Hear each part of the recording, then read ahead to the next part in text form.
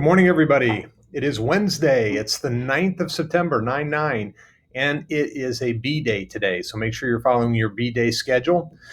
I'm going to put a link on this announcement down below for our Lions Lunch and Go. That is the lunch challenge that I'm doing this week for everybody. I've already got 30 or 40 people submitted their minutes, the number of minutes they were up out of their chair, not eating lunch, not in front of the screen, not in front of Xbox or PlayStation or anything like that, but the minutes you were up, active, doing something over the time we have for lunch. So make sure you're recording those minutes on the spreadsheet on the form that I'm giving out. And I'm looking to give some shout outs to people who are doing some exercise every day and who has the most minutes over the course of the 4 days this week. So that's the challenge. Let's see if you can do it. Let's see how you do.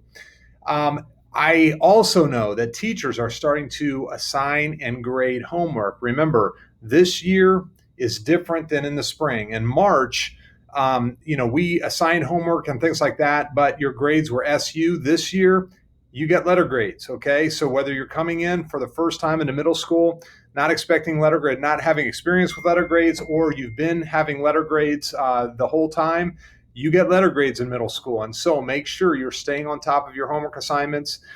You can check to see what your grades are in Infinite Campus. So go into Infinite Campus and you can go to class by class and see what your current grades are. I've made a few calls today from people who have not turned any assignments in. Make sure that's not you. Make sure you're getting your stuff in.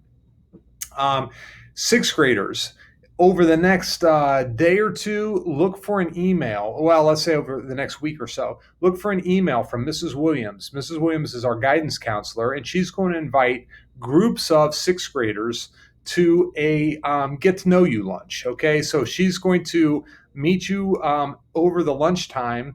I'll probably be there as much as I can. Mr. McCurry might be there, our assistant principal, Mrs. Williams, and maybe another counselor as well. And we just are trying to get to know you, helping you get to know other middle school students as well.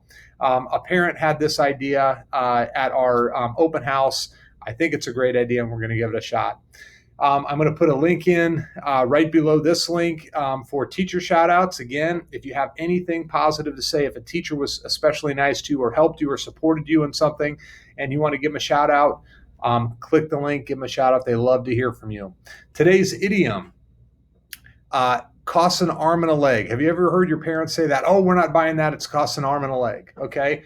Well, that means it's really, really expensive.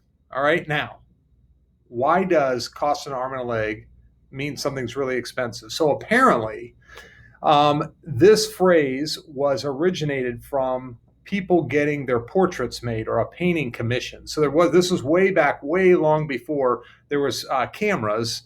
And now you take pictures and then you would get this portrait made, and it's a picture. But they used to have portraits painted, and the painters would charge you different amounts for how intricate the painting was. And if you had arms and legs in the painting, there was more intricacies because you've got to do fingers, you got to do arms, shoulder, legs, knees, boots, all of that stuff. It's all more intricate in the painting. It makes the painting more complex, and it ultimately made the painting more expensive.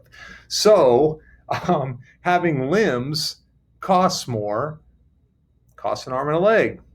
That's where that came from. And this one, I know some of the ones I read, but this one is new to me. So hope you have a great day today. Again, 9/9, September 9th, Wednesday, it's a B day. I'll see you next time.